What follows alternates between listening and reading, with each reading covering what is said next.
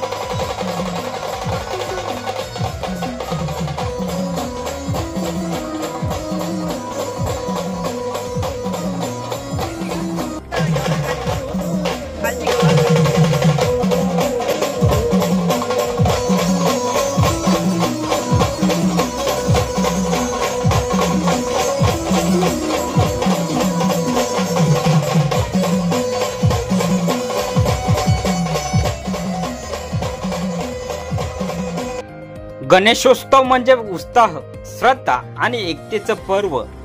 आणि याच भावनेतून आशिबुद्रुक पोलीस ठाण्यातील गणपती बाप्पाच्या विसर्जन सोहळ्याला भक्तिभावाची अनोखी छटा लाभली.